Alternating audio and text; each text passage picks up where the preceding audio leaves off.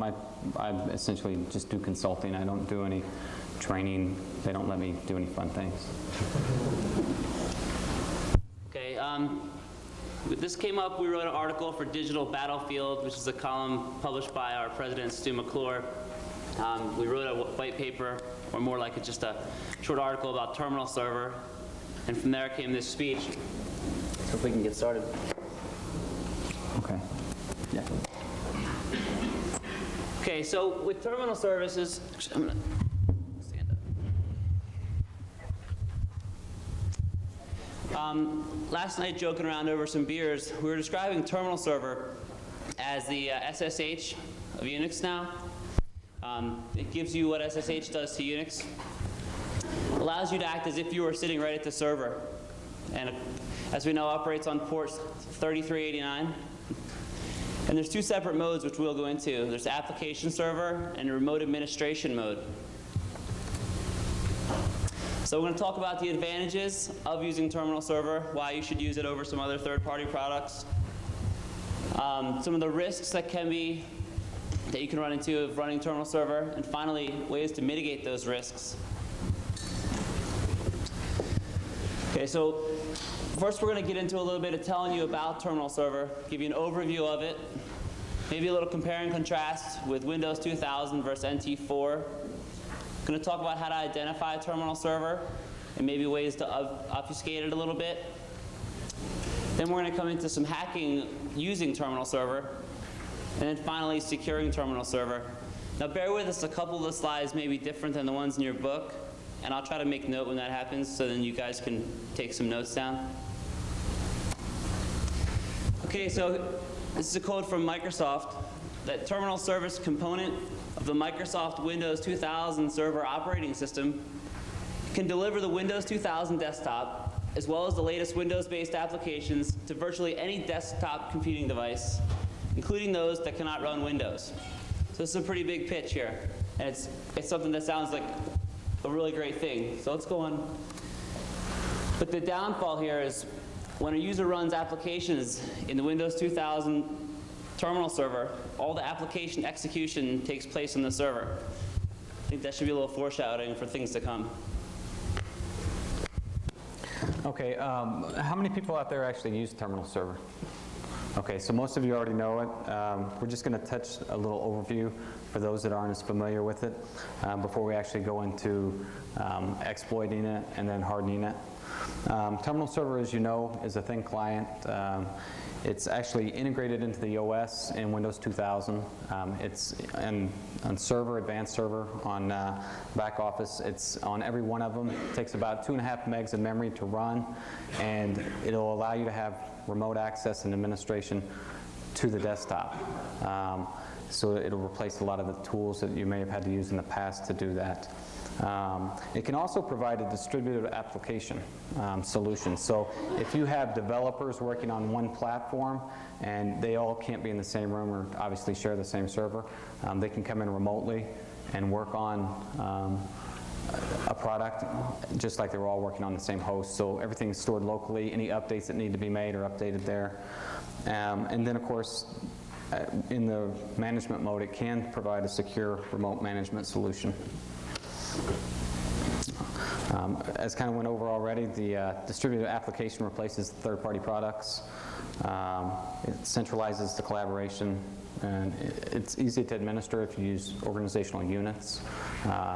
And with your groups, you have to make sure you do it properly, however, otherwise you're going to introduce additional risks into the environment that wouldn't be there without terminal server actually functioning.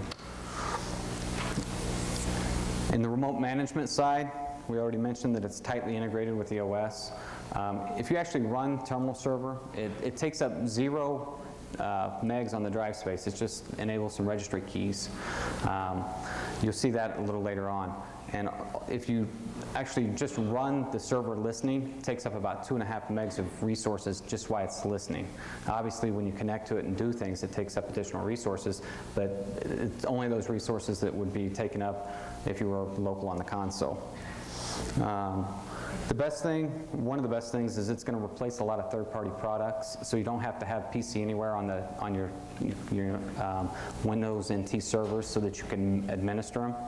On NT4, there was NT4 and then there was Terminal Server Edition. There wasn't really just a remote management type of solution. It was put there for a distributed application. It also is free. All you have to do is enable it. In the remote admin mode, you can have 2 concurrent connections, and you don't have to have a license other than the license for the operating system. It is secure. It can be secure. Everything has weaknesses, and you know, there could be an exploit come out tomorrow that allows everybody to have full root access, but that's not something that anybody can foresee. So that's a risk that everybody takes whenever you place anything on the network. It is fully supported by Microsoft at this time. So if you run into any problems and you have a license for the software, you can obviously call and contact them, and they can help talk you through the problems you may be experiencing. And of course, the negligible performance impact. And this quote too says there's no impact on application compatibility in remote administration mode. That's true as far as the applications that run, but there are a few bugs that I've come across. For instance, if for some reason you use that host for our Outlook, if it's your own box and you're running terminal server, you can't do offline storage unless you go through the installer and install some special values that you have to kind of customize. And also, it really doesn't play with modems very well once it's in the administration mode. So the server connection to the desktop, which is not very good. If you have a service that wants to display on the desktop, like WebTrans does, that doesn't display the remote. It doesn't? Okay. I know there are some problems. They claim that it's fully compatible locally, you know, so your other applications should run locally, but there are definitely issues with that, as I pointed out, and WebTrans is another one. There's 3 components to the Windows 2000 terminal server. Basically, there's the server, there's the transfer protocol, and then there's the client. The server can be run in 2 modes, either remote administration,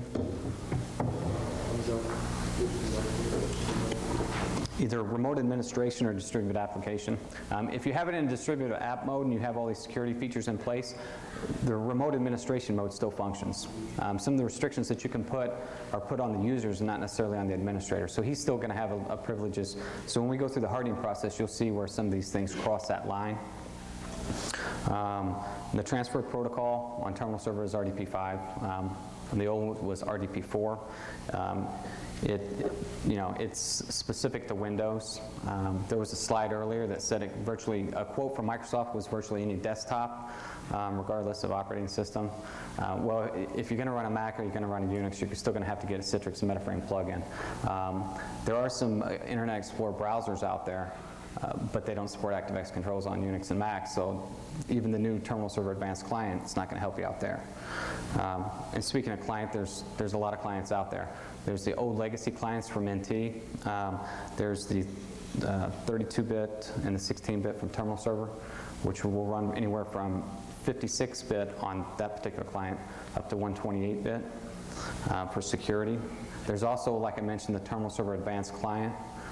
It's actually an ActiveX component, so you don't have to install the software on every desktop. So if you want to administer a server and you happen to be at someone's desk and you want to go ahead and make some changes to the server, you don't have to run to yours, or you don't have to have the client on theirs. You can just have this ActiveX component on your web server internal. You can password protect the site however you want to do it, and you can access it and get a fully functioning client without having to sit down and push it out to everyone. Now we're going to go into identifying terminal server. Just a second here. Eric's going to go ahead and show some techniques, a real general technique to identify it. As he mentioned earlier, the default port that it runs and listens on is 3389. There's no way to really change this in any of the settings, but there is a way to change it. And we'll actually show you where you can make that change. The problem you're going to have is going to be on the client side. So Eric, go ahead and show how someone would identify the terminal server. So the tool I'm going to be using is called FScan. It's available on our website, foundstone.com. It was written by Robin Keir. Same guy who wrote SuperScan and the rest. It's a really very good command line scanner for NT. So you can use it to just ping. Can you spell it right? So obviously the first identification would be just to look for what kind of pings are out there. 238 and 252 are Clinton's box and my box, so we'll just disregard those. But we see those responses 10.1.1.1. So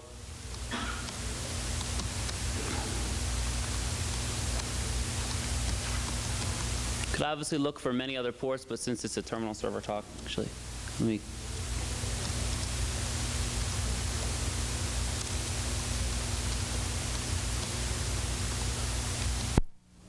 Yeah, Eric's going to go ahead and just run a regular scan against that host for the 3389. So we've identified there's something running at 3389 using FScan. FScan also has an option to do banner grabbing, other kinds of things, which is useful for identifying web type services. That's really out of scope for this.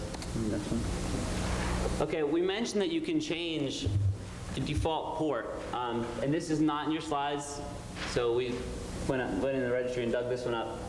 If you change this right here, you can change it to run on the port of your choice. An interesting thing we came up with last night was due to the fact that the client isn't configurable in the registry. We figure you're going to have to do some hex edits to change it. It comes up with a pretty nice security through obscurity mechanism to hide your remote administration. We're talking about the thought of moving it to say something like 1723. So if someone even was trying to connect to it, they'd be trying to connect via PPTP to it, and they'd be sitting there all day with no connection. So you could basically put it wherever you want. It's going to be pretty difficult to identify the RDP connection there.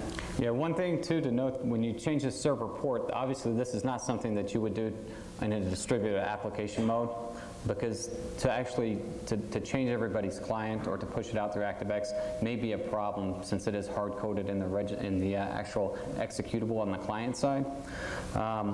One thing though, on the admin side, since you may be accessing this port remotely from the internet for whatever reason, through a VPN or whatever, you could run a data pipe on your local box and actually force the client to another port, so that you could send it to your box, listen on 3389, but then send it out on another port, and you don't have to modify the client at all.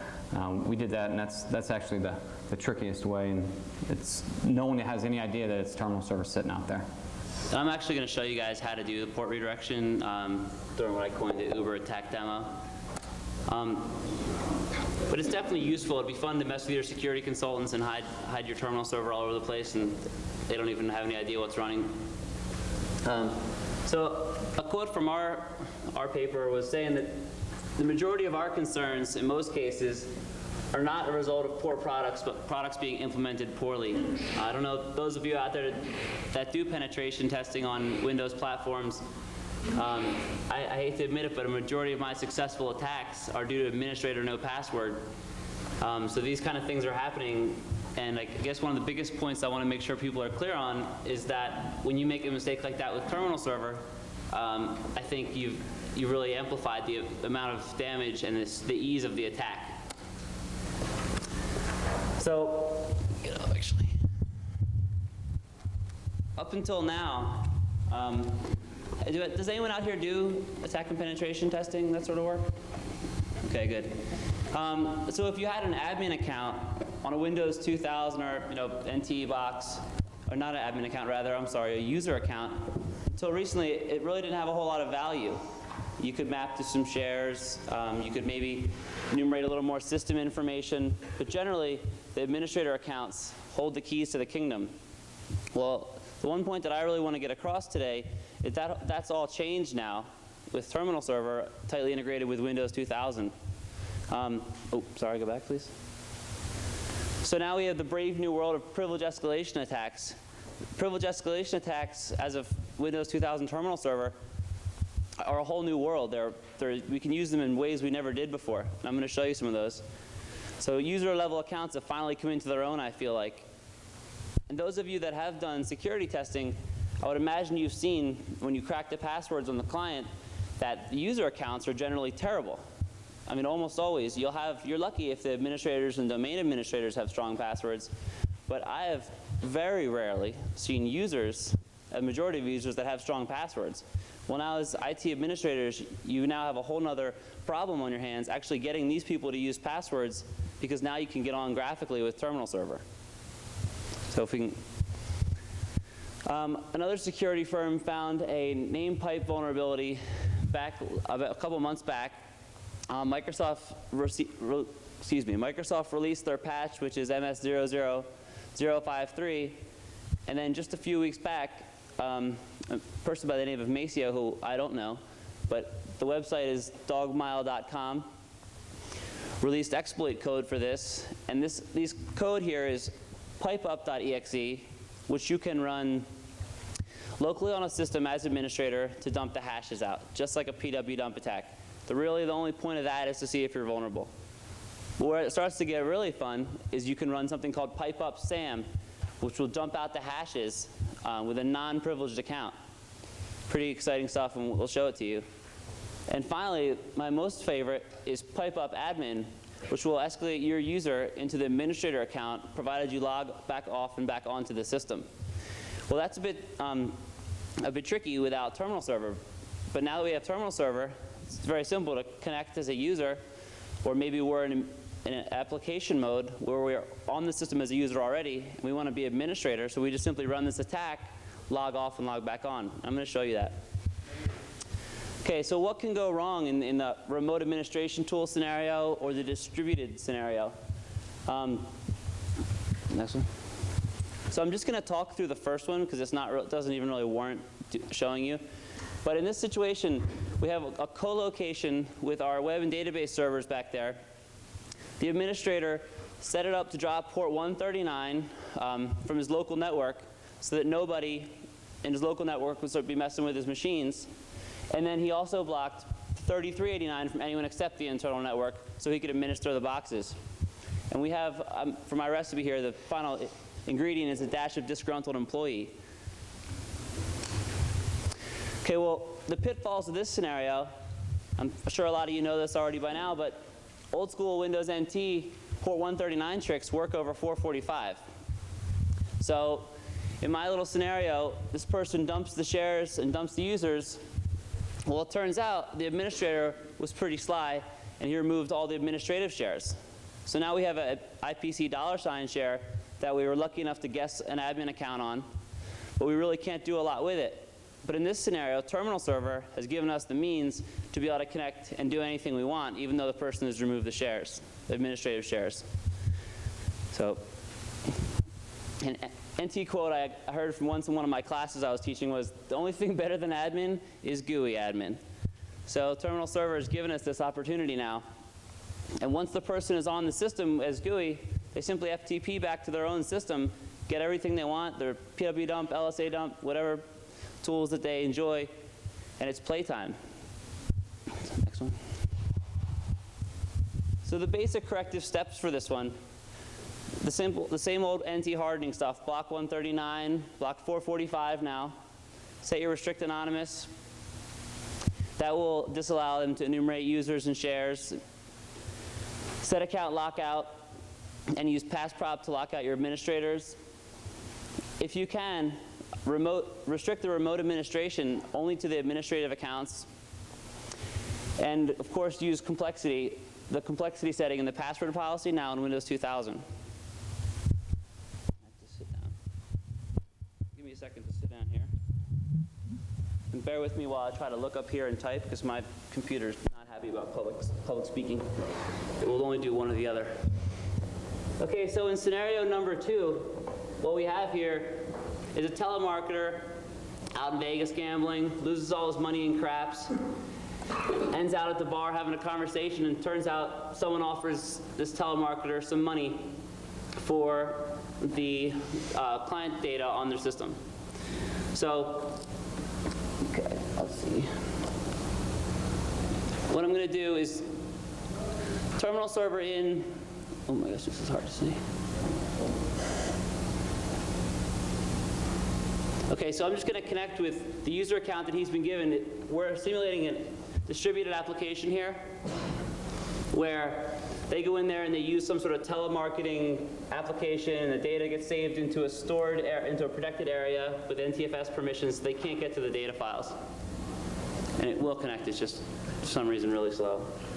Not sure why. So Erik, with his outstanding password of Erik, logs in. And those of you that have tried to administer user accounts, you know some of them passwords are just that good. Okay. So, well, hold on a second.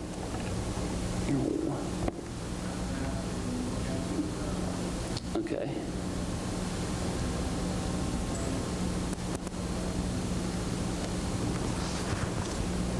Okay.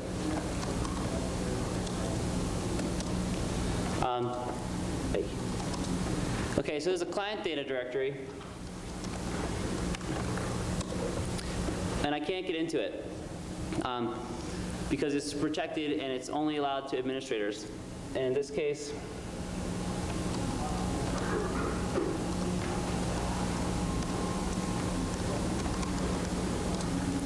the only administrators are Administrator Thomas and a hacker account that I added. So what we're going to do is imagine that this person either went via the web and pulled down the files, FTP'd them back. It doesn't really matter. I have them in FTP. That's just how I got them over here. And I'm going to show you these commands that I was telling you about, the privilege escalation stuff. The first one's pipe up SAM, which I think is a lot of fun. We're still just a user now, and just by using this pipe up SAM command, here's the hashes for the box. Just like that. I mean, click save it down into a text file, get that back off to your local system. And as the CEO, my president always says, you don't want to waste those cycles. Get them back and start cracking them as soon as you can. Well, where the fun really begins, and where this telemarketer starts to realize he can hopefully get some money for this and make his craps money back, is with the pipe up admin command. So it does some kind of overflow with, not overflow, rather names pipes impersonation and adds our user to the administrator group. So now if I do the local that I did before, you'll see us in here, but naturally we have to log off first. Well, actually, if you want me to show you. Where'd that go? Oh, I was shutting down. We had a little bit of a lag here, sorry. Oh my God. Okay. So while we're in the group, we still can't get to that yet. We can solve that very simply by logging Erik off. Hold on, as you can run as yourself. Yes. Oh, cool. Okay. Yeah, I didn't even think about that option. That's true. In this case, I'm just going to go through and show it this way, but that's a good idea. We have to wait for the massive Toshiba to respond now. Hey, John. Okay. So back on with Erik. Erik, we go.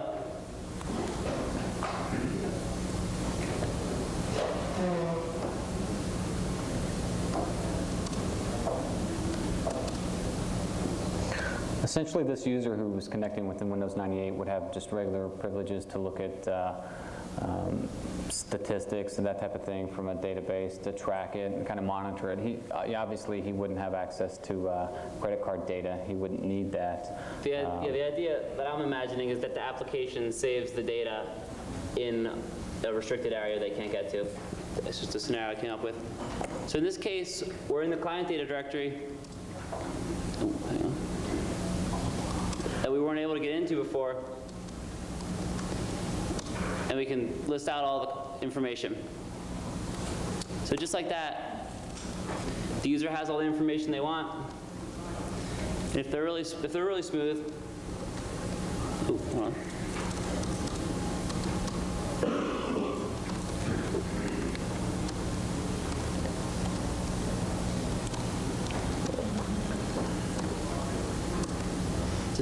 drop themselves back at administrators, have the information, and then they're out of there. Now, of course, some of this is logged. So if those of you who think this may be happening in your organization, you can go in and Erik can show you here where some of these errors are showing. You dropped yourself out of admin, didn't you? But no, we're still actually in admin. I want this So if you have users in your network, you suspect that they may be this crafty or this devious, if they haven't gone through and zapped the logs, which now they can do if they want to, you'll see that there'll be failures on the DDE service, which is... You'll see the clip 1Q that I look for is the clipbook error here. That's going to be a dead giveaway. They ran pipe up admin or pipe up SAM. So if you see these sort of things in your logs, you should definitely be suspicious.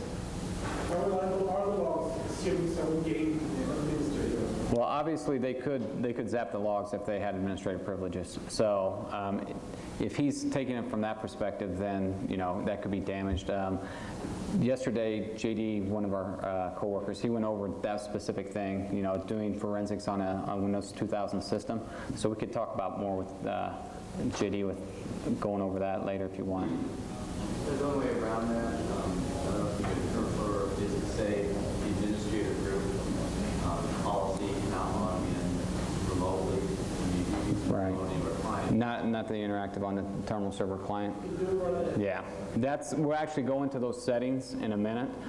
You might want to remember if you go and do that setting change before you apply some service packs though, you may find yourself locked out not only from a terminal server remote session, but from the console.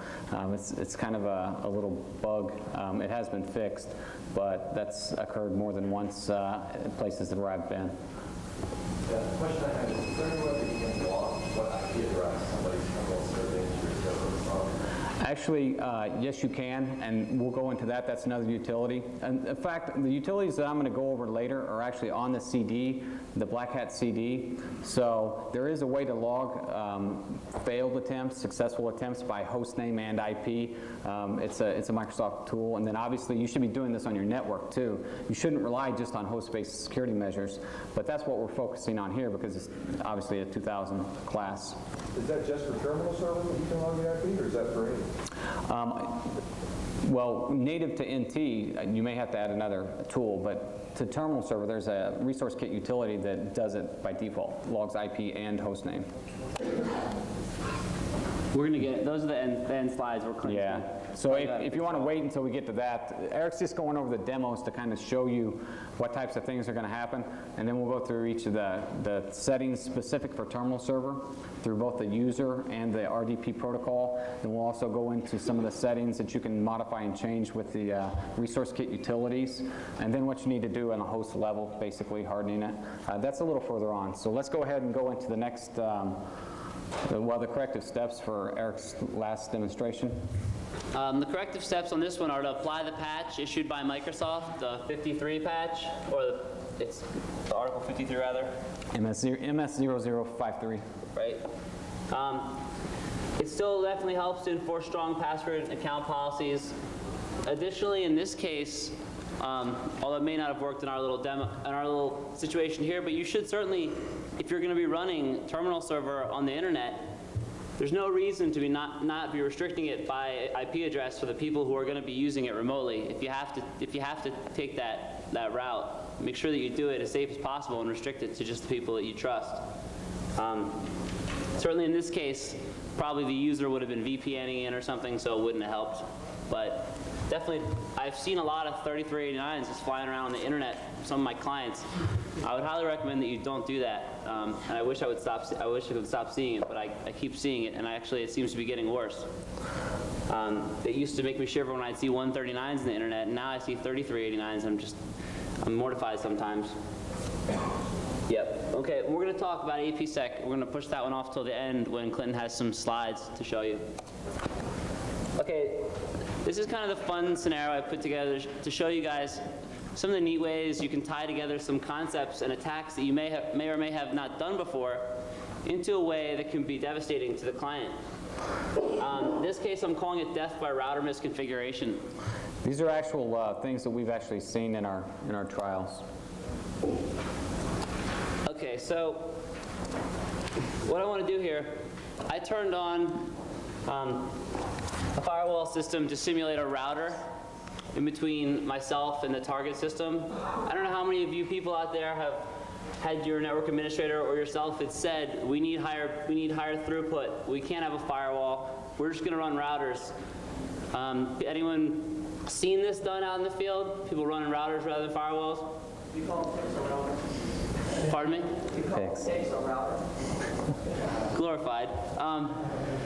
Okay, well, in this scenario, what I'm describing, the person configuring the router, what they did was when they set to allow FTP to come back in, they allowed FTP, any traffic coming with a source port of 20, going to a port above 1023 to get the data channel back. Additionally, my person who configured this router for me, they set it up to allow TCP 53 with a source port of 53 coming back to a port above 1023. So what they think will allow, they think they need that to do DNS name resolution. In reality, we know that you only need UDP. That TCP is just used for zone transfers, but I've seen this many times out there. People just not sure. When things aren't working, you've got people screaming, so you just start throwing rules at these kind of routers and firewalls. It happens frequently. That's not 100% correct. Okay. There is one very extreme case in which you actually do the legitimate non-zone. It's very extreme. Okay, well, so there is some extreme case. I'm not sure. I'm more than happy to chat about that later. I would like to hear it, you know, over some beers. Okay, so in this case,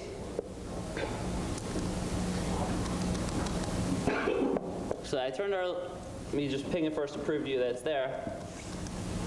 Okay, so 10.1.1 is back. Now, let's scan it again looking for 3389.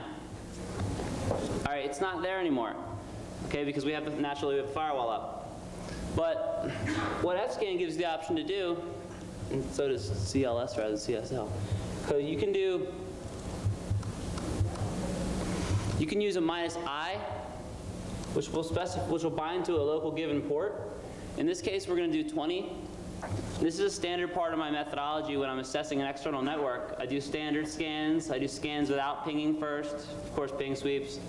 And then we'll go and start doing source port of 20, source port of 25, source port of 53, and scan the ranges too.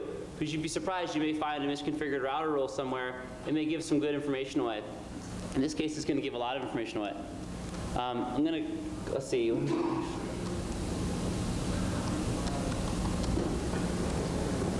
Okay, in this case, I'm just going to look for certain ports. The basic NT stuff. Excuse me, I constantly call it NT, not Windows 2000. It's a habit. So we're looking for that, and then we're looking for some ports above 1023. Well, we scan now with that source port, and look what we have. We have the ports above 1023.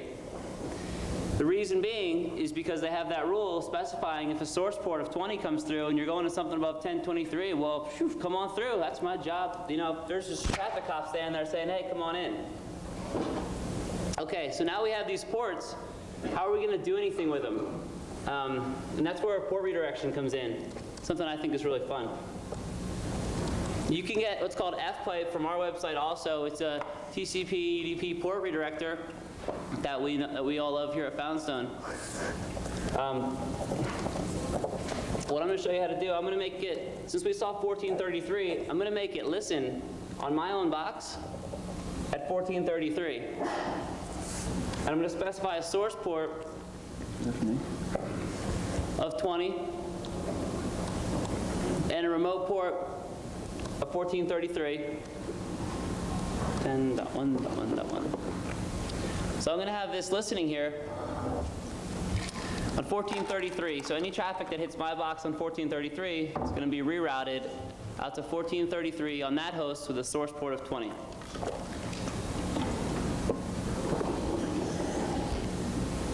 Bear with me a second here. I'll type this command.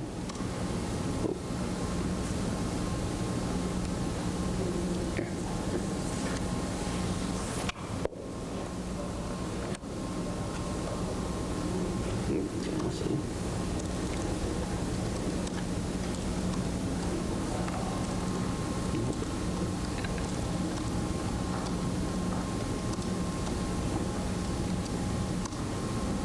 Okay.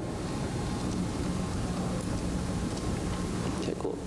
So I'm going to use the command line SQL query tool, OSQL, for my little trick here. So the command line options are -u to specify user, and we're going to go with SA. In this case, the system administrator, who is a different person than our router administrator, assumes that the router administrator people who are the perimeter security team, that he assumes that there's no way anyone can get to his box except on port 80 or 443, which is the specified purpose of this box. Well, unfortunately, the other team let down our network administrator team here, so we have a situation. So he didn't put an SA password on there because it wasn't really using the database server in this case. Didn't really even think about it, left the SA blank password. We see this SA blank password all the time.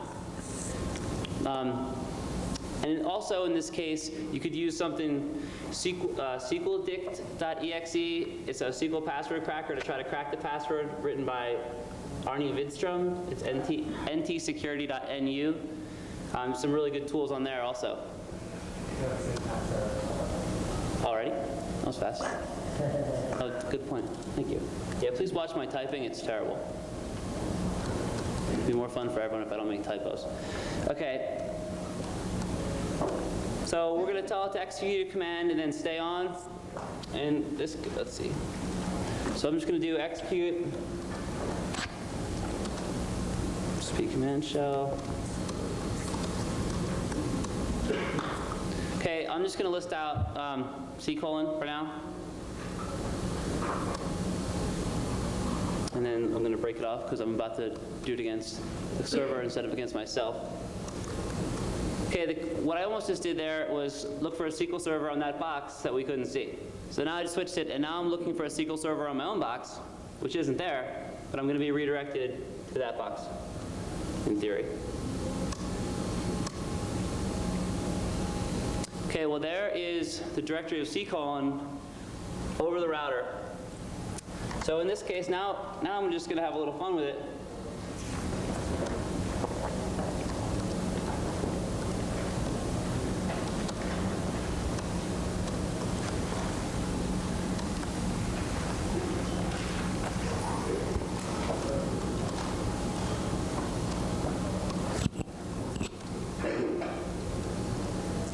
Okay, so my first command is going to be to add a user called style, the password.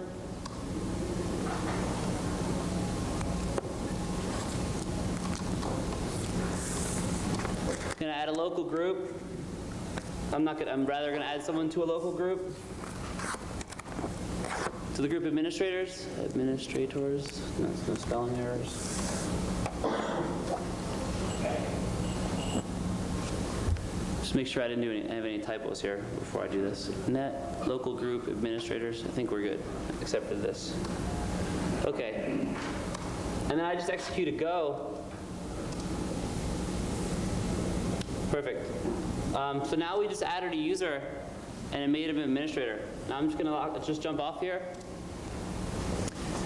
Go back to my F pipe and let you see the connection that happened. It went from myself, a port above 1023 naturally, connected to 1433 on my own box, then sent me outbound with the source port at 20 to 1433, so you can understand what happened there. Now we're going to make it a little more fun. And in this case, I'm switching it back to 53, because when you use source ports, there's some timeouts that we'd have to sit here and wait. So the reason I set up 53 and 20 is just to make it better for the demo. But you could certainly just wait it out.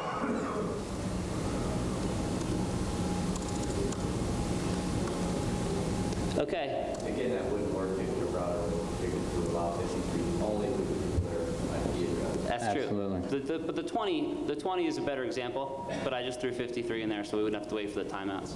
And of course, which we'll get into, it wouldn't work if you had established connection keyword set. But we'll get to that. Okay, so here we are again. We have our pipe set up. Open up terminal server. Instead, this time, I'm going to connect the terminal server on my box, which isn't there, just F pipe. And it's slow as usual, but It will work. Not a result of Windows 2000. It's Simply a result of the brick. it's this server. Bear with us, the brick is doing the very best it can on 64 megs of RAM. Okay, so here we are connected to 10.1.1.238, which does not have terminal server running on it. However, Fpipe was nice enough to pass our traffic over and put it on this system. So now we're going to log in as style and password to password.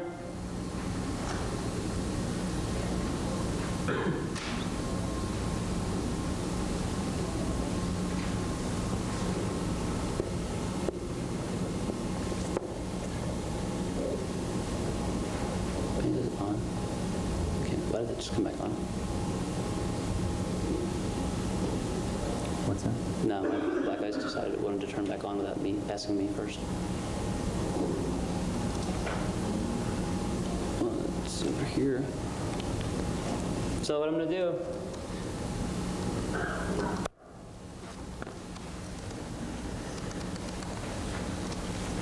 and there we are in the administrator group, all across a router with just a small misconfiguration, and terminal server was more than happy to make this all so nice and gooey for us and just so easy. So with that said, I'm going to close, actually I'll just leave that up, that's fine. Want to talk the countermeasures for that one? Yeah. You want to hit them? Oh, go ahead. Well, there's the obvious countermeasures for that one. I mean, the SA password, I see it all the time. I can't believe how much I see it. It really is out there. SA password, you should use something that's stateful to do your perimeter protection.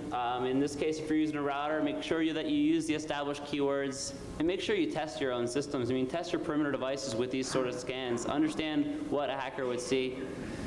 And that's really about it for the two initial downfalls of this demo, of this particular demo. I have a question. If you were to set the port limit to 60,000 and use that pipe, is there anything that you think you would find out that's 60,000 in terminal server? Yeah, okay, so say we move terminal server to port 60,000. Are there any techniques to identify terminal server? I was talking about this with a couple of people last night, and I couldn't come up with any. Yeah, you know, obviously if they connect on the and monitor at the network level and they send some nudge strings back, they may be able to retrieve some data if they really know what they're looking for that will tell them that this is it. But they're not going to get a clear text thing back like on Telnet or FTP that's going to say, hey, look, this is a terminal server connection. So while technically someone could craft, if they knew what they were doing, they could craft and look for this.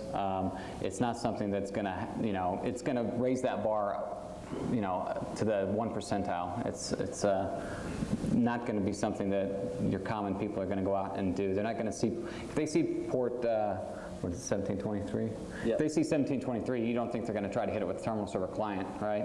I mean, they're not going to get anything when they connect to it, and they're going to sit there and think that they can maybe get in another way, which isn't going to happen. So it's not possible for them to not find out that it is a terminal server, but it can definitely raise that bar. And it also, there's another thing too it depends on is the level of encryption that you're running on terminal server, whether it be low, medium, or high, which we'll go into a little bit later. Just for one last follow-up of what I was talking about, say you did want to run it on 60,000, just so you guys can see, this would be your command. Imagining that you wanted to use it to hide the port you're running your remote administration on, you just set your listener on your own box at 3389, shoot it off remote to wherever you want. Don't specify the source port, you don't even need to if you're using it for this purpose. And then just put the IP of the host, set it off to listen, and you're good to go. I mean, security through obscurity, I don't recommend it, but in this case, it is kind of cool. It's a little bit deeper than that, so it seems like a pretty fun idea. I'm interested to see if people try to play with this kind of stuff. Okay, I'm going to go ahead and while I go into this next section, which is actually kind of more the technical part of securing terminal server, why don't you go ahead and change that registry value? And then Okay. actually, and Erik will set up the box and actually show you how you can change that port, and then you can get terminal server listening on another port, and then he'll use the redirection to connect to it. Do you remember where it was? It's Uh-huh. HKLM. Yeah, I got them all. Go ahead. Have you written down? No, where it is, HKLM, current control set. Control, terminal server, RTP. Yeah, RDP. And the port number is the key. Yeah. You looked it right there. Is this just HKLM machine system? Okay. Now, what Erik has demoed is some actual things that we actually see out there every day. Believe it or not, as surprising, as obvious those things look to you and me sitting here as he goes through those, this is what administrators are out there doing. For whatever reason, I don't know if they don't understand what they're doing or the implications of it, but there are people out there who actually set things up just like that, and we go to clients. These are actually kind of taken from our past experience from everywhere we've been, and we've seen this over and over and over. So to secure terminal server, you really got to look at it in multiple levels. You got to look at the host 2000 operating system first of all. You can't just leave it as it is and walk away. It's like installing a firewall on top of a default installation of Solaris. If anything were to happen on that piece of software, your box is rooted. And then, of course, you want to go into terminal server specific, and then obviously you want to go into the network. So let's go into the terminal server specific settings. Yeah. What we have is the terminal server profile for each individual user. This is actually what we're going to do is go into the user settings first before we go into the RDP session settings. So we have the terminal server profile, the session settings, environment controls, remote control. All these things you can set on users who actually have access to go into terminal server, whether it be remote administration or distributed application.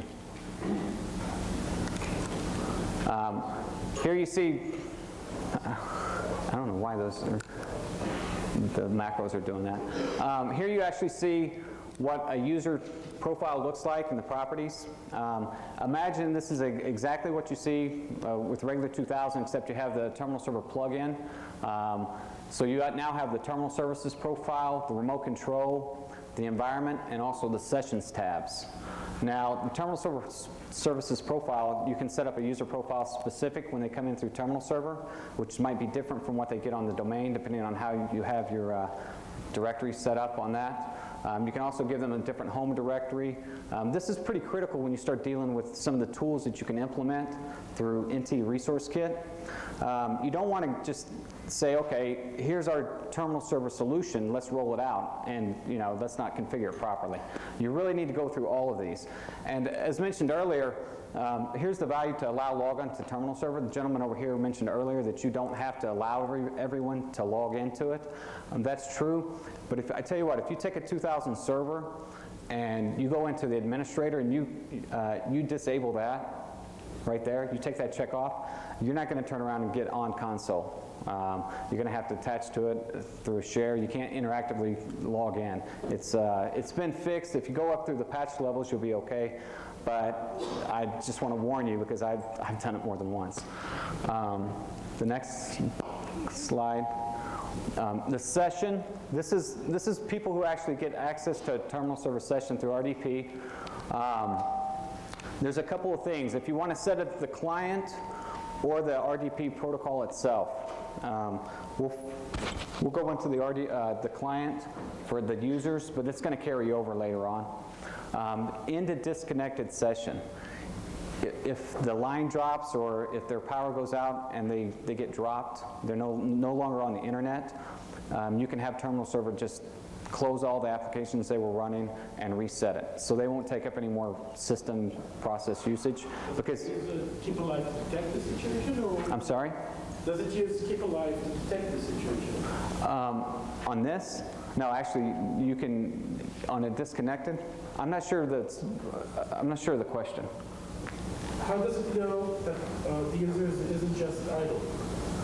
When you actually go into the Terminal Server Manager, you can actually see where it maintains state. The specific thing that it keys on that, I'm not sure if it's a state table in the TCP/IP or what, but there is a specific thing that you can go through, and you can see if someone's idle, or you can see if they're disconnected. I'm not sure what the mechanism is that Terminal Server uses. We can talk more about that offline.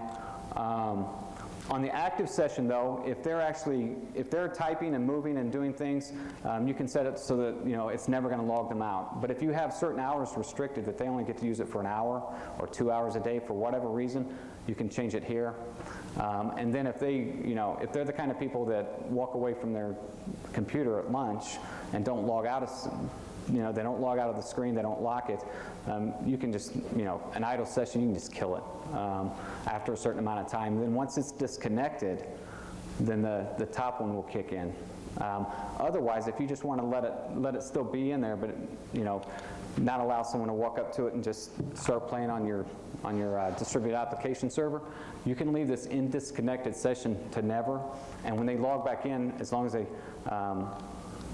there's a couple of things that can cause it to mess up, but normally if they log back in, they'll get that session back. We'll go over what a few things will do to cause that to disrupt.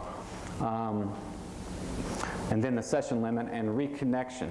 This is what the roaming feature is on Windows 2000. NT didn't have this. You can either let them come back from the exact same IP address, or if they want, they can walk down the hall and log into another box, or use an ActiveX terminal server client and connect again, or at home, whatever.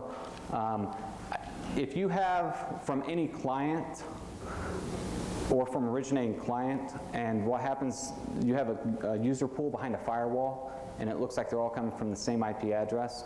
I get about 30% failure rate trying to connect back to that previous session. Terminal Server doesn't handle it quite as well as it should. And the next slide. One more click.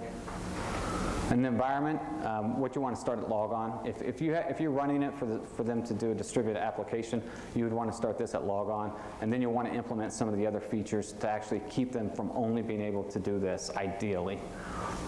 These client devices, this is something that Terminal Server 2000 did that NT4 didn't do by default. It allows you to connect to client drives at logon, connect to client printers at logon, and it maps them. It's a standalone client that maps it internally. You don't have to add a third-party product. With NT, you had to go out and buy another product if you wanted to use a network printer through a terminal server session.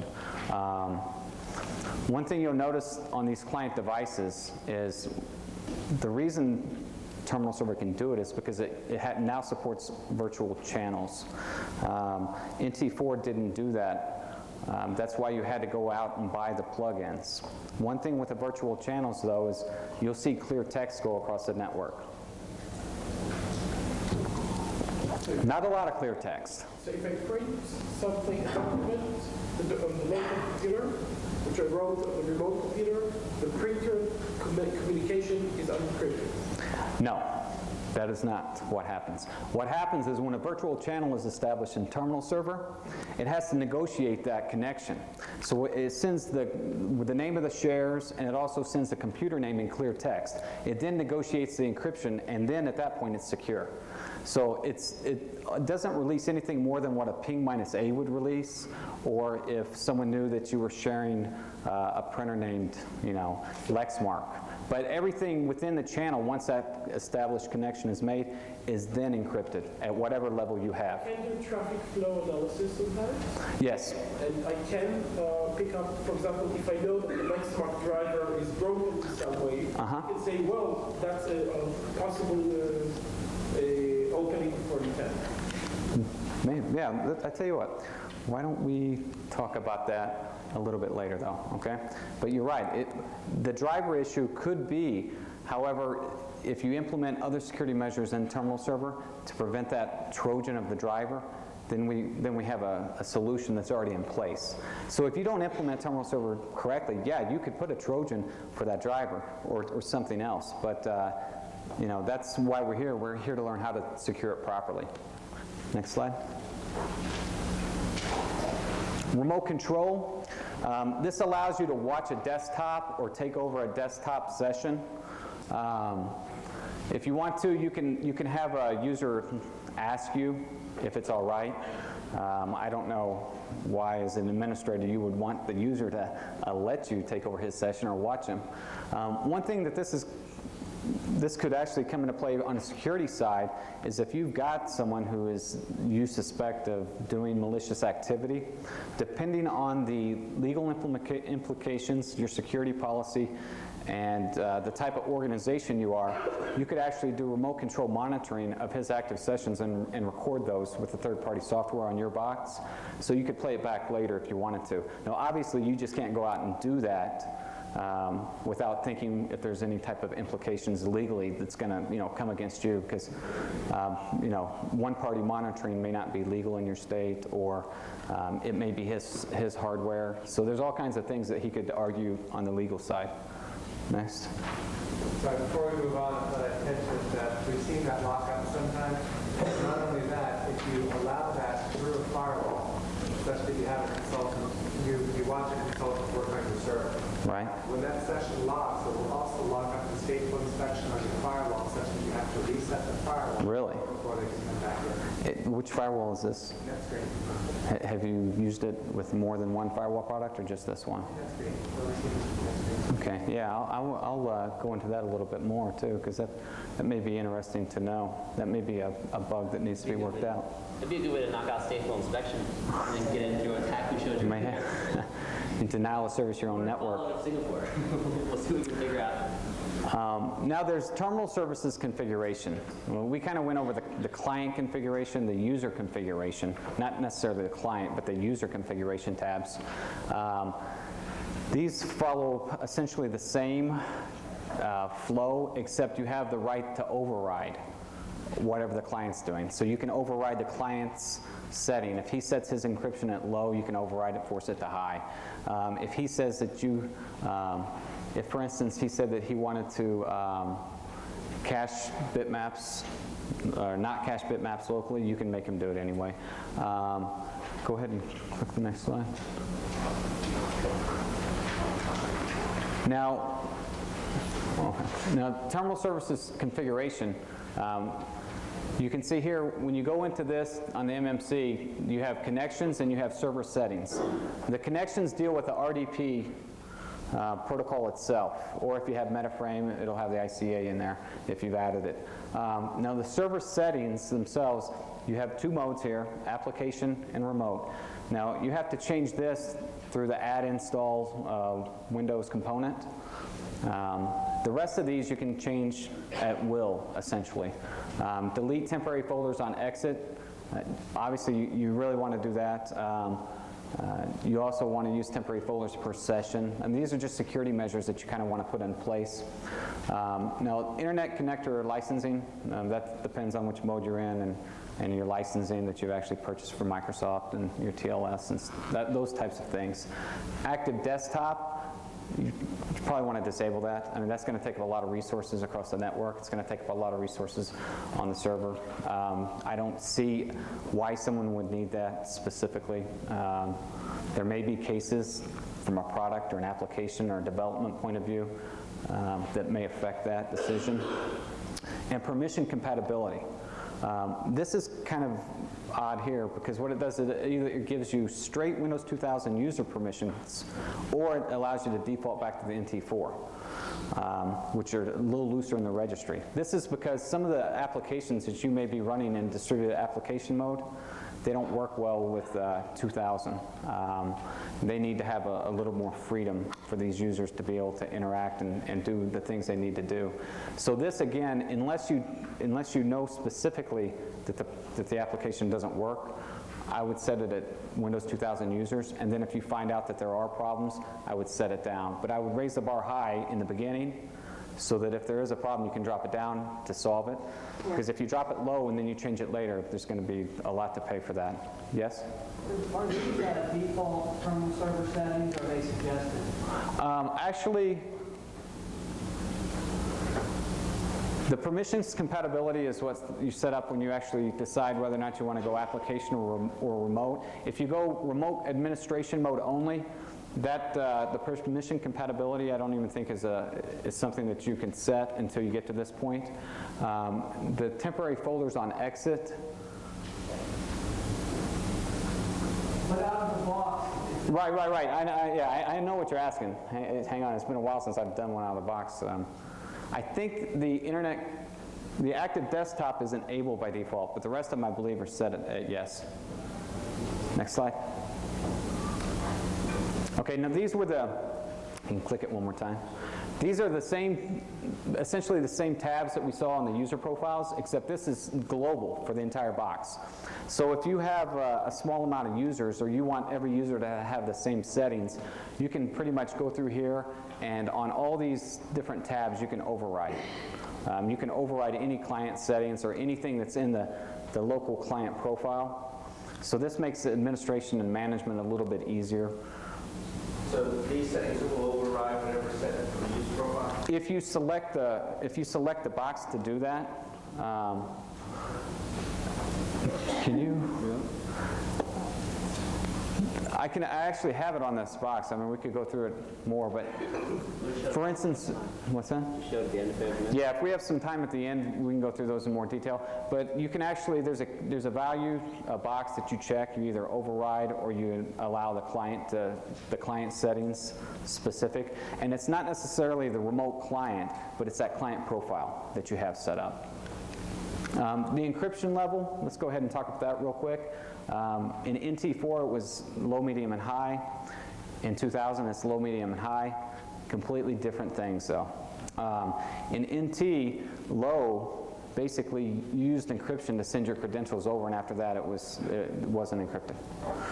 Medium, it was everything you sent was encrypted, but things coming back, they weren't. And high, it stepped it up to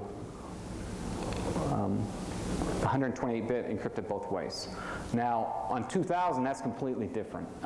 Low, medium, and high deal with the bit value and also a little bit on the transfer of data. Now, low you don't want to do because it does only encrypts the client-side data that's sending. So if the server sends a response back, that could be an issue. Medium, it's going to go 56-bit both ways, and high, it's going to go 128-bit. Now there is a time when this can drop down to 40-bit. That's if you use a legacy NT4 client. So if you still have terminal server client that's an NT 4.0 and you're connecting to a 2000, your 2000 box will drop down to 40-bit. So that may be something that you want to consider. But isn't there a way to say if the client doesn't support 56 or 128? oh, absolutely. It's like in 5 minutes. Okay. There's an actual tool that'll let you set a version number and everything, and that's when you can log it by IP address and host name, and that's a resource kit utility. If you're using NT4 and you put on Surfax, they say with 128-bit encryption, it says still only connected. Depends on how you make the client. If you make that client from that after you've added that encryption level, then it may increase that. I haven't tried that, but it doesn't matter if the client was made prior to that encryption level pack. So, and plus on the client side, if it's set to go to 40-bit and you don't have it overriding it, then you're going to have the issue anyway. Next slide. Okay, now these are the tools that you can go out from Microsoft, and they're actually on that CD. Unfortunately, the README file didn't get transferred over, but if you look under the directory for Erik and myself, all these tools that we talk about today are actually in there, with the exception of, I believe, 2 or 3, only because I couldn't find them free on the site and I didn't want to violate any copyright laws. AppSec, LS Report, LS View, TS Reg, TS Ver. Next slide. WinStat, RDClip, capacity planning tool for the distributed application mode, which is very handy, and then the drive map serve.exe. And that's it. Okay, AppSec. What is AppSec? Okay, this allows you to actually limit people from doing this pipe-up admin. Why should you give someone interactive console access on a server, right, when all he's doing is coming in and using something like NetObjects for a team HTML type of project or something, right?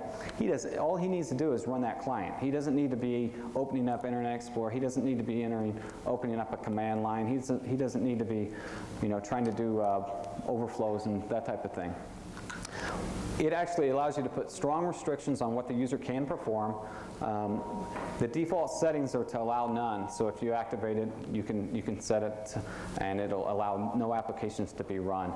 You'll see though that there's some when you run this utility, there's some that's actually already included in there that you may want to take out, like cmd.exe, for instance. It allows the tracking of processes to ensure adequate files are authorized.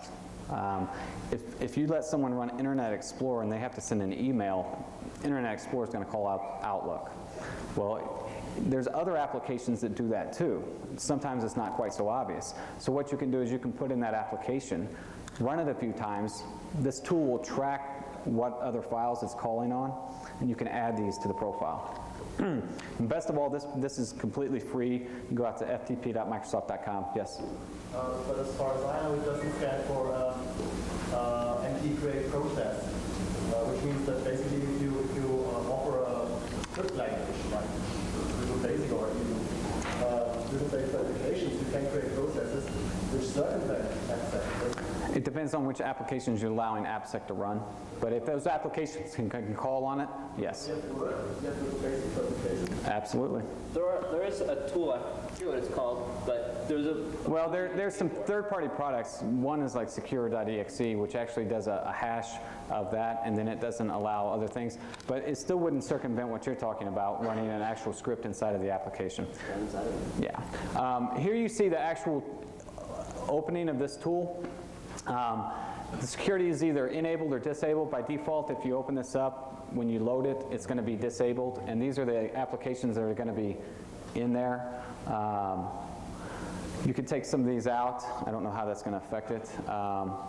But if you click on Add, next slide. If you click on Add, you can see where you actually enter a path of an application to be authorized. And then it'll start tracking that as you run it. So that's when you get to find out what other applications it calls on. Now, Erik did mention there's another third-party product that does this very similar to this, except, well, let me back up a second. Microsoft does this by tracking with the location of the file. Okay, so if it runs Notepad under WinNT Notepad.exe, if for some reason they have privileges to replace that file, then they could put a Trojan there too. And there's no hash that it checks per se. Now in I don't even remember what it's called. They went across the mountain, one of the mountains. well, Secure EXE, which is from a Swedish company, they actually have the same thing. It looks very similar to this, but it actually adds it does an MD5 checksum of the application, or the binary and the DLL, and stores it in a table, so it tracks it, so that if somebody goes and modifies it, puts a Trojan there, it's not going to run it because it doesn't match the signature. And also, that particular third-party product, if you move it out of the directory it was in and put it somewhere else, it's still going to know where that file is, and it's still going to run the one that you call. The only time that won't work is if you took your Notepad with the exact same checksum and put it in the place of the old one. Obviously, it's going to call on yours. That's where it's going to look first. Now, with the new Windows product, that's going to be built in. So when you do AppSec with it, they're actually, they're taking a cryptographic little check of that application, so you can't just substitute it by name. So that's one thing that this still doesn't do yet. So if it's a very, very critical thing for you and you think someone's going to go out there and put Trojans, you may want to look at a third-party product. But I'm focusing only on the terminal server and the Microsoft products today. Next one. LS report and LS view. I don't know how much of a security nature these are going to be for you, but basically they're utilities that you can run across your domain. You can get the report of the licensing server and view the different licensing servers that are out there to authorize these clients to people as they connect in a distributed application mode. Next slide.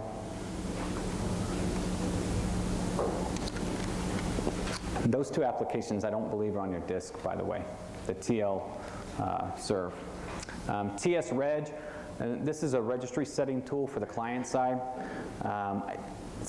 When it first came out, it probably had some level of impact. I don't see this having as big of an impact today because of the ActiveX client that they have out. But this actually lets you go out and modify the client-side registry for performance measures. Not a whole lot on the security side here, but for caching and some miscellaneous types of items. It's pretty high level, and like I said, with the TSAC client, probably doesn't come into play as much as it could have. It was kind of released, and then they upgraded, and there's not a real reason for it. tsver.exe, that's a great application to have. If you're not running this one, well, you should be, along with AppSec. This gives you explicit controls on what clients can connect, and it does this by build number. It also allows you to give a customized message to the client who's connecting to you. So for instance, if you're going to configure it to only accept, 2,500 build number and above, right? And a hacker's out there on the internet, or someone's on the internet trying to enumerate your domains, or just log in, or just see if it responds, and they connect with an older version. Not only do they get logged by host name and IP address, but they also will have a message pop up. If you want, you could put in the message something, obscure, like terminal server has died, or this, you've connected to a port that is no longer listening or no longer in service. Just something that your average person would just kind of walk away from. Now, it's not going to do a lot to someone who knows what they're doing, because they're going to know that you've implemented this tool. But it's kind of nice, just a turn away message, And if you want, you could put a warning, this authorized use only. That gives you some level of legal grounds in the event that they do intrude into your network. And remember, since it's a full TCP connection, they're not spoofing the IP, but they're probably not coming from their own either. And it can be turned on or off easily. Next slide. As you see here, basically this is like the second screen. The client versions on the left are just the default ones that are on when you actually open up the application. But you can add any one, and you could allow higher than. You can allow only a real old client if that's what you want for whatever reason. You can allow a specific one, or you can disallow specific ones. It's really a good tool for that. If that's just obviously a screenshot, but if you go next, that's where you configure the message. Yes? That's a very good history to make sure that one of the people authorized to use are indeed not using one version. True, because it's, The question whether it really has any security implications, because if the protocol allows a client to downgrade the encryption level, then the protocol allows also a higher version to lower the encryption level. So I can take. Don't forget that you're gonna want to set that in your settings so that it overrides the client settings. Out of the box, someone's not going to be using this either. Okay, the question is how much of the security is implemented in the protocol and how much of the client. If I write my own client, how far will I get? Will I be able to force the server to an unencrypted connection? If you have to unencrypted, not on 3389. No.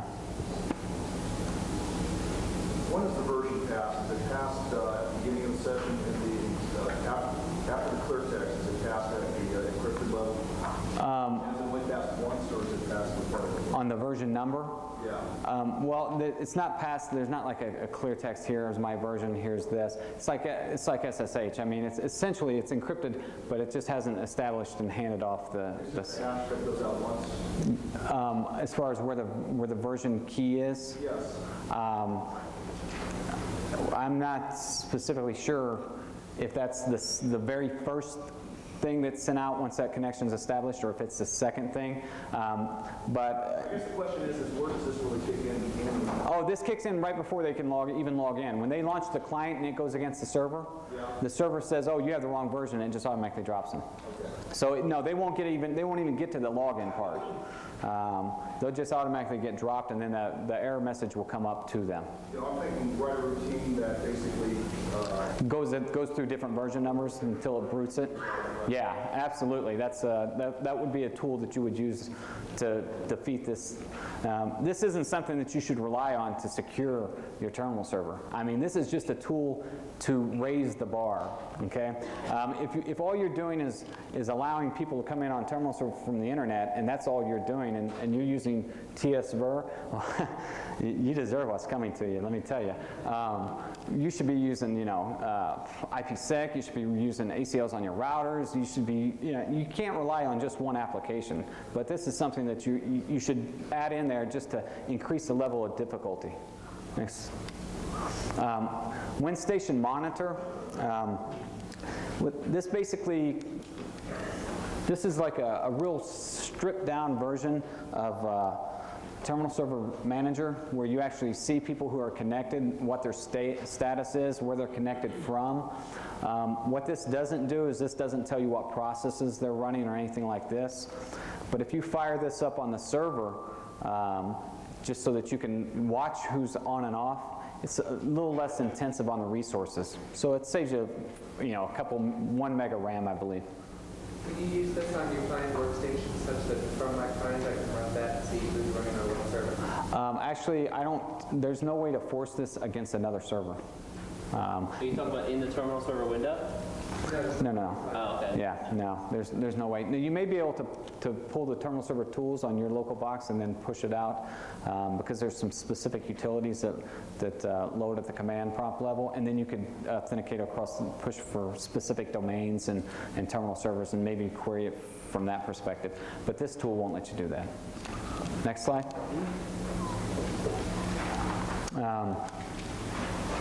Steps to hardening the host and the network.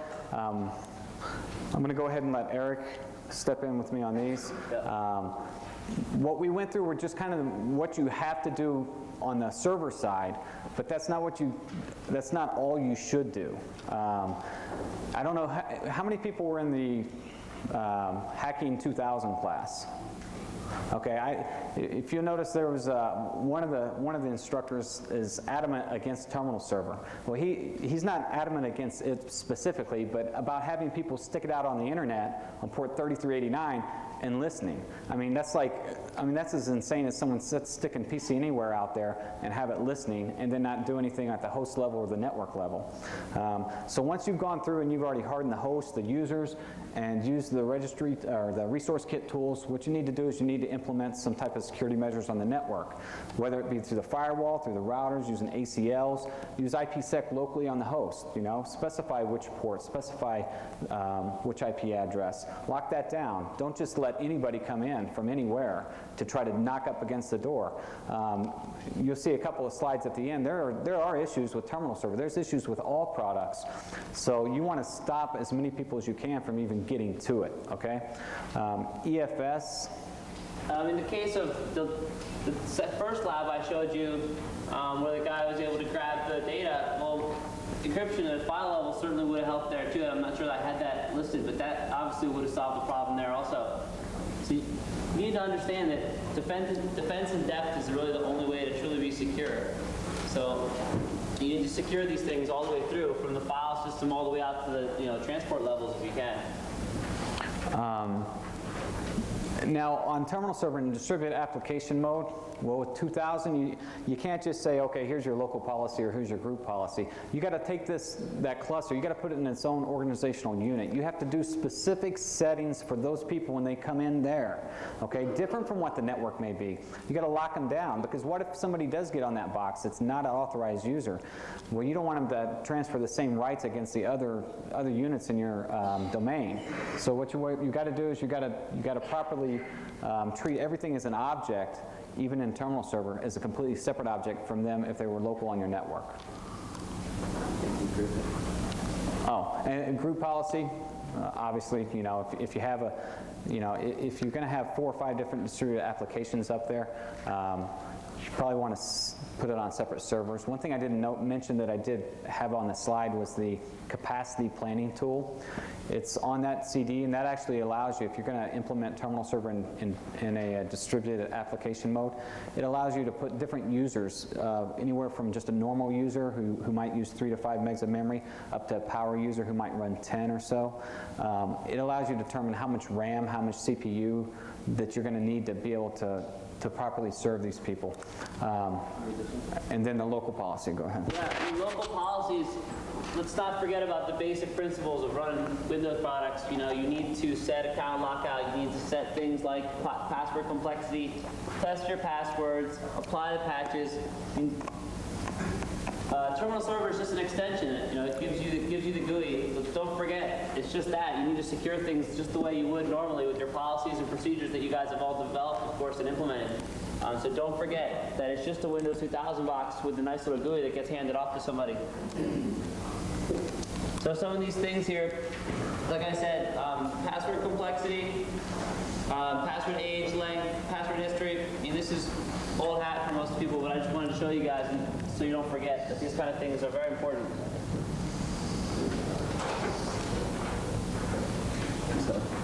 Okay, now we've kind of taken you through some of the things that Erik has shown you out there in the wild that we've seen just from a poor configuration, and then we've shown you how you should properly go about trying to approach a configuration so that it's secure from both a host and a network level. Now, what kind of problems have been out there so far?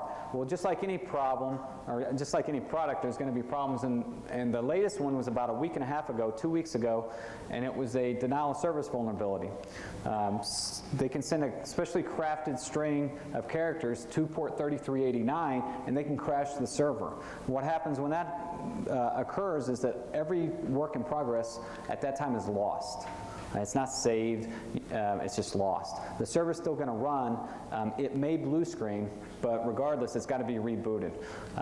This patch has been out for a week and a half, 2 weeks. If you haven't installed it, you need to go install it. Is that a buffer override? It's actually, there is a... Yeah, it's field. I think it's field validation. It's like a weird. It's not a buffer overflow. It's just like a strange input. It's not. You're not actually pushing past the buffer. It's looking for one thing. It's getting something else. It puts yeah. balance states. Yeah, I believe it does overflow a buffer on that. There's a full write-up. Two gentlemen from Japan discovered that and released it. One thing to note is the actual string that they did this with, they haven't released, but that's not to say it's not out there. Now, it doesn't allow access only because, you know, it's not, the proper format hasn't been found, but if it follows the regular state of progression of every other overflow that's been found, someone will get the right one, and then they'll get remote access of your server. So you need to get this patched.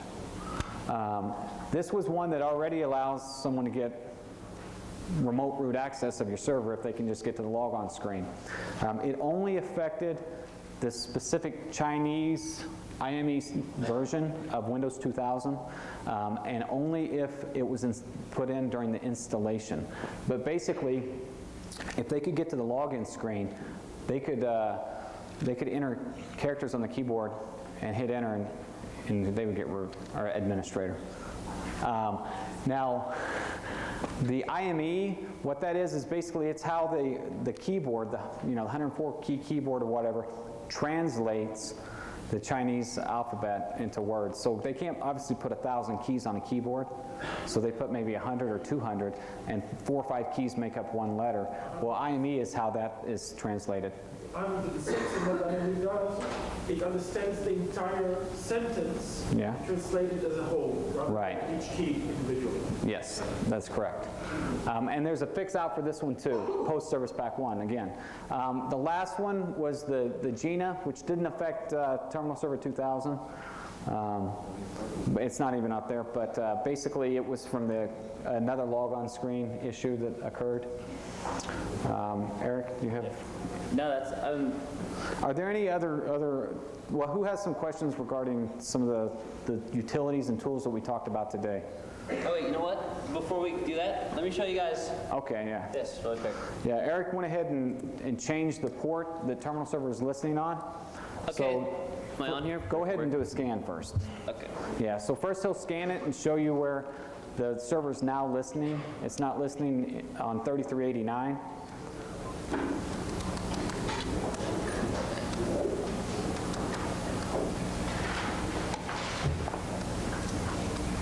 Or maybe it is. Oh, no.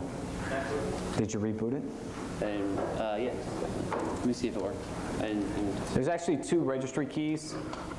There's a RPWD. I did the right one, I thought. Let me check this real quick. So much for setting something up on the fly. Let's see if they have any questions. Quinn will take a quick look. I thought I checked it right, but I didn't check the slide. There's 2 places where the 3389 is in there, and it's apparent that I obviously did the wrong one. Yeah, you did. That's okay though. You did it under WDS. Well, you're supposed to push that No one big back deal. then? Yeah, well that one doesn't affect this. Okay. Direct. Yeah. I had 2 choices and I chose poorly. Does anyone have any questions while he's going to do this? He's going to just fire off a reboot and then we'll give you a last little bit of fun and let you guys out of here, I guess, for lunch. All the way in the back. Yeah, when you Keep listening, kid. listed your, I'm sorry, what was that? when you go in and listed your local administrator, and then you add yourself, Yes. is there a way, is that a key or is there a way to script that so that if the list is added to or subtracted from, if there's an alert sent to you or somewhere on me? I mean, Well, just, yeah, not a one, you know, I mean, it's not inherent to Windows 2000, but I mean, you could certainly script it. I mean, make some little script that would fire that command and then analyze the output and look if it had extra users in it. I mean, did you add the key? but yes. Okay. All right, yeah, there's, The short answer is, yeah, you could script it. It's nothing that I've seen done, or I'm not sure. Use restricted groups within the policy. Say again? Use restricted groups within a group policy. I didn't hear the first word. You could use restricted groups? Yeah, if you have restricted groups under the policy. Okay. Any other questions? here's the, oh, go ahead. Do you have any security templates that are more geared towards terminal server and applications promoted? They're actually, they're not by default, but there are some out there. I believe I came across some on Microsoft's site, and I do have, there's a list of documents that are available on the web from Microsoft's site in our directory that kind of will point you in that direction. Everything from registry key values that you want to go back and specifically harden that were a little bit more in depth than what we went today. And then on the local policy, there's some recommendations that we didn't cover that they do include. If you look here on this screen, you can see on the registry here, under the system, CCS, control, terminal server, Win Station, RDP, TCP, there's a port number key. And it, as you can see, this is my box, but it's set at 3389. If you go up here on terminal server under WDS, RDP, WD, TDS, TCP, there's another key. I've played with changing this key, and I haven't gotten any response back from terminal server as far as it didn't like it. I mean, I've had it set at, 20, and everything chugs along just like normal. I'm not sure where this comes into play. I'm trying to track that one down. And then with the actual executable, Robin Keir is working with us to go in and make that change on that executable so that we can demo the modified client. Now, obviously, that would negate any type of customer support. We're getting there. I got Okay. to turn off the router. All right.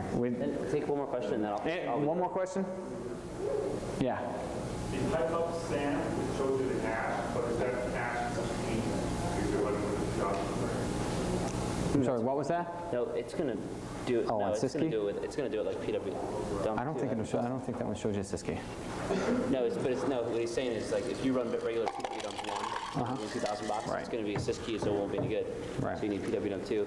My only, I haven't tested it with that, but way to get around that real quick would be to pipe up admin and PW dump 2. Yeah. If it doesn't work, You do it that way. could modify the exploit and have it dump it with Sysky. Okay. Okay, so now I'm going to do the first command, 3389. Okay. It's not there anymore. Okay, so 3389 is no longer there. The port I moved it to Scan like a couple of thousand or What? something. What? Okay. Yeah. Okay, so the default port to 3389 is gone, so you wouldn't think that this box is serving up terminal server. Erik changed this port to some number that I don't even know.